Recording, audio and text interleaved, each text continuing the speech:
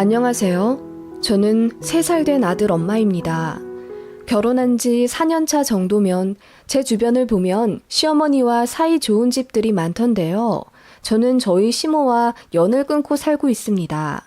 지금 생각해도 너무나 소름 돋는 시어머니의 행동에 집에 있어도 가끔 두리번거리며 주변을 살필 때가 많습니다. 무슨 일이냐고요? 그럼 제게 있었던 이야기를 시작해 볼게요. 시어머니는 상견례 때부터 그놈의 순서 하면서 제가 아이를 늦게 갖길 원하셨습니다. 아주버님이 남편보다 10살이나 많은데 아직 아이가 없으세요. 손윗 형님은 그런 아주버님보다 2살이나 더 많으신 연상이시고요. 그런데 저희 시댁이 좀 가부장적이고 고리타분한 집안이라 그런지 동생인 저희가 먼저 아이를 가지면 순리를 어긋나는 일이라며 저희에게 시조카 생기기 전까지 무조건 피임하라며 낯뜨거운 말씀을 상견례 때 하시더라고요. 경악한 저희 친정 부모님께서 그게 무슨 결례되는 이야기냐며 따졌고 그 바람에 양가간 다툼이 생겨 파혼할 뻔한 적도 있어요. 그래도 이미 식장도 다 예약하고 청첩장도 다 뿌린 마당에 파혼이나 결혼식을 미룰 용기는 차마 나지 않았고 저희 친정 아빠가 나서서 저에게 아이 문제로 스트레스 절대로 주지 말라는 약속받고 식 진행했던 기억이 납니다. 그런데 저나 남편은 그런 시어머니의 뜻을 전혀 이해하지 못했고 이해할 필요도 없다고 생각했어요. 게다가 저는 아이를 무척 좋아해요. 저도 30이 넘었기 때문에 어서 아이를 갖고 싶었고 결혼하자마자 엽산 먹으면서 임신 준비를 했습니다. 시어머니께도 제가 당연히 말씀드렸죠. 어머님, 저 임신 준비해요. 갖게 되면 무조건 낳을 거예요. 그러니까 혹여라도 너무 서운해는 마세요. 아직 젊은데 뭘 벌써 임신을 하고 그러냐? 네 형님 때문이 아니라 내가 네 생각해서 아이 늦게 가지라고 하는 거야. 여행도 다니고 할 거 더 한 뒤에 아이 가져라. 네 형님보다 늦게 가지면 내가 1,000만 원 줄게. 응? 어머님, 왜 또 그렇게 말씀하세요? 그 부분은 어머님도 포기하시기로 하셨잖아요. 결혼했으면 아이 생기는 건 당연한 건데 그럼 저희는 언제까지 기다리라는 말씀이세요? 네가 싫다면야 어쩔 수 없긴 한데 나는 말했다. 순서를 지켜야지만 1,000만 원을 줄 거야. 네 산후 조리비도 내줄 거고. 어머님, 어머님께 돈 받는 게 당연한 건 아닌데요. 그러면 제가 형님보다 먼저 아이를 갖게 되면 아무것도 안 주실 거란 말씀이세요? 아니, 제가 당연하게 받고 싶단 이야기가 아니라요. 말이 아다르고 어다른 건데 저도 좀 서운하네요. 요즘 며느리들은 이렇게나 제 할 말 다 하고 그러니? 좌우지간 도리와 순서를 지켜야 하는 법이야. 우리 집안은 상놈의 집안이 아니란 말이다. 대대로 순리 어긴 적은 한 번도 없을 뿐더러 첫 아들 손주한테 양산에 있는 땅이랑 산 물려주는 건 우리 집안 대대로 물려오는 법칙이다. 그걸 어기면 나도 우리 조상님들 볼 면목이 없고 너한테도 실망할 게다. 어머님, 아니 어떻게 그래요? 아니 그리고요. 결혼한 지 10년이 다 되어 가는데 아직도 아이가 없는 거면 형님 내가 조금 더 노력을 해야죠. 어떻게 저희 보고 기다리라고만. 그러자 시어머니가 머리를 감싸주며 한숨을 푹 쉬시더라고요. 내가 난임병원 등록해준다고 해도 안 가더라. 그럼 니들이 책임지고 아주버님네 설득해서 병원 다니게 해라. 아무튼 너희가 먼저 임신하는 건 절대로 안 된다. 그렇게 말씀하시며 외면하시는 시어머니였습니다. 너무 황당하더라고요. 그리고 결혼한 지 얼마 되지도 않을 때 일어난 대화라 더 막막하더라고요. 내가 좋아 내가 한 결혼이고 내가 정한 가족 계획이 다 있는데 어째서 이 집안의 규율대로 아이도 못 갖는 거지? 하는 생각에 서러워졌고 그 바람에 남편만 잡았습니다. 남편은 시어머니가 그렇게 나오시는 것에 큰 신경을 안 썼어요. 그냥 무시하면 돼. 아이 생기는 대로 낳으면 되지. 우리 엄마 말을 뭘 신경 써. 그럴 필요 없다고 내가 누누이 말하잖아. 어떻게 신경을 안 써? 내가 형님보다 먼저 아이 낳으면 산후조리비도 안 주시겠다고 하시는데 그렇게 태어난 아이는 조부모 사랑도 못 받고 자랄 거 아니야. 우리 아이 축복받으며 태어나야지. 그게 뭐야? 낳으면 다 예뻐하시게 되어 있어. 우리 집이 좀 그래. 조상 대대로 장손주한테만 무슨 산을 준다 어쩐다 그런 게 있긴 한데 요즘 세상에 그게 말이나 돼? 그리고 우리 형은 거의 딩크야. 아이 안 들어서니까 그냥 포기하셨다고. 그래서 병원도 안 다니시는 거야.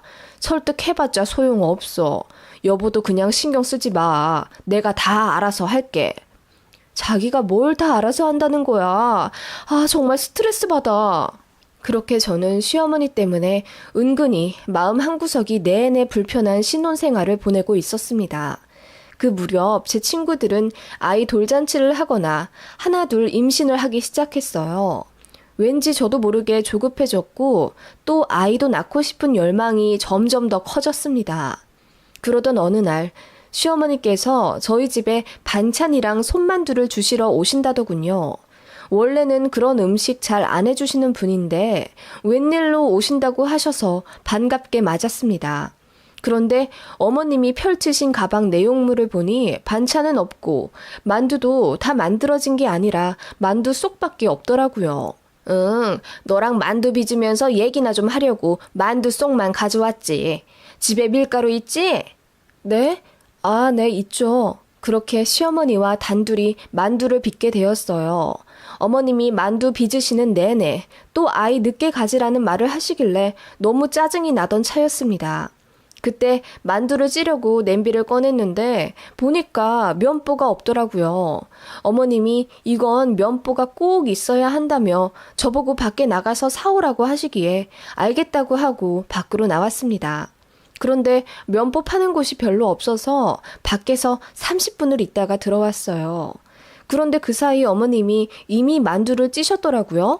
어머님, 면보 없이 찌면 안 된다고 하시더니 벌써 찌셨어요? 응, 내가 면보를 챙겨와 놓고 까먹었나 보더라고. 가방 안에 있더라. 너만 괜히 고생시켰어. 어머, 어머님, 그럼 전화를 하시죠. 깜빡했다. 그렇게 조금 당황스럽긴 했지만 아무튼 어머님과 만두를 만들었고 저녁에 퇴근한 남편이랑 어머님이랑 만두국을 해서 먹고 어머님을 보내드렸습니다.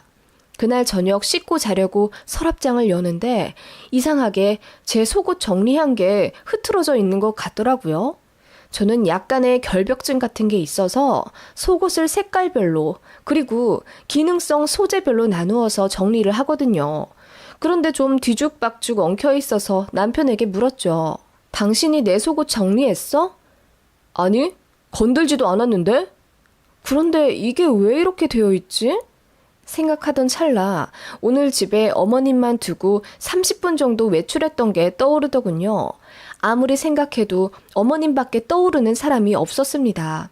찝찝하긴 했지만 그래, 작은 아들네 어떻게 정리하고 사나 궁금하실 수도 있겠지 라고 생각하며 애써 찝찝함을 떨쳐버리려고 했습니다. 그래도 뭔가 좀 그렇더군요.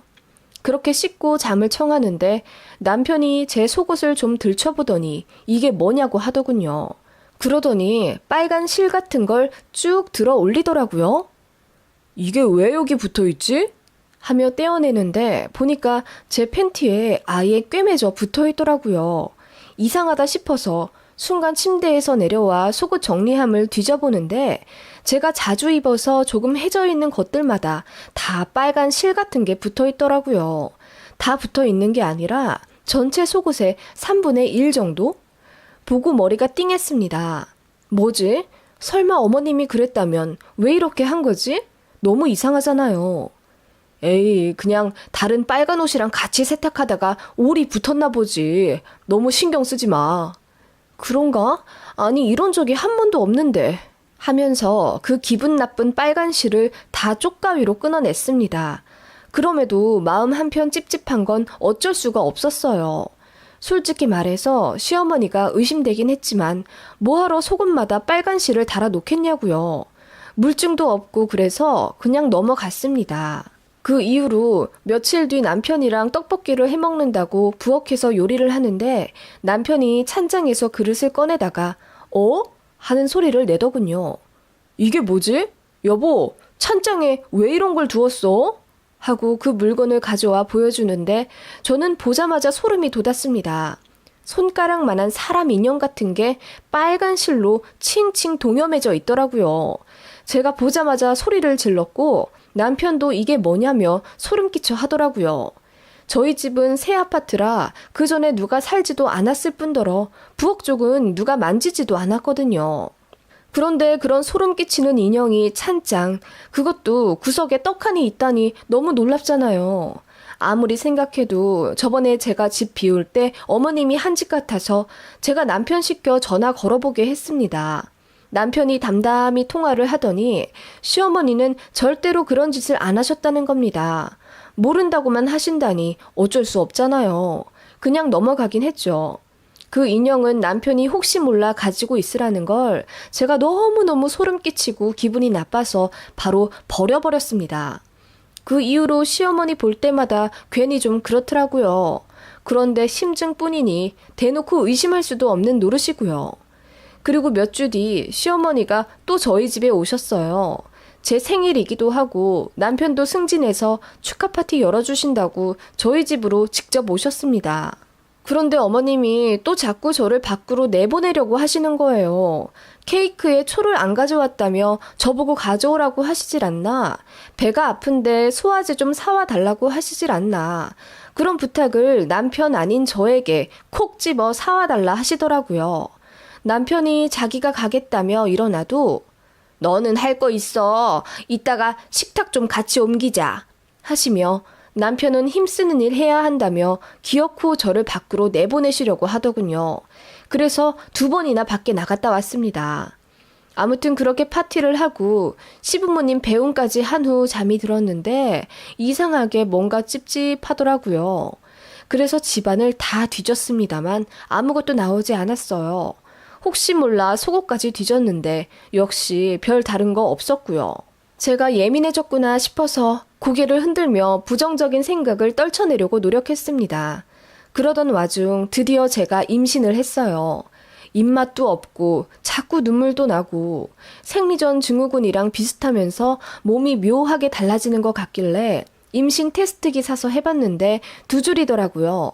너무 기뻐서 일단 친정에 알렸더니 정말 좋아하시더라고요. 남편도 뛸 듯이 기뻐했고요. 다만 그 와중에도 시어머니 생각이 나더라고요. 이 사실 알리면 100% 마음에 안 들어 하실 거다라는 생각이 들었는데 남편이 먼저 말해놨더라고요. 당신은 그냥 행복해 하기만 하고 건강하게 태교 잘해. 우리 어머니 때문에 괜한 걱정하지 말고 신경도 쓰지 마. 이러더군요. 정말로 시어머니께 뭐라고 잘 단돌이 해놨는지 시어머니가 웬일로 축하한다고 하시더라고요. 물론 기뻐하는 기색은 없으셨지만 저는 사실 시어머니가 지우라 어쩌라 하실까봐 꽤 긴장했단 말이에요. 어머니도 어느 정도 포기하셨구나 하는 생각에 마음이 좀 편해지더라고요. 그런데 시어머니가 저 몸보신 해야 한다며 이것저것 음식을 갖고 저희 집에 오신다 하더군요. 참고로 저희 집에는 강아지 한 마리가 있어요. 제가 요가 강사로 프리랜서를 뛰느라 불규칙하게 외출하거든요. 강아지가 노견이라 걱정이 되어서 새로 홈 CCTV를 달았어요. 거실이랑 저희 강아지가 자주 가는 드레스룸, 총 2군데 달아놨고 인테리어 해치는 거 싫어서 하얀색으로 골라 달았더니 처음에 저희 집에 오신 분들은 모르시더라고요. 얘기를 해야 방범 카메라가 있구나 아시는 정도? 시어머니는 저희 신혼집에 CCTV 있는 거 모르셨고요.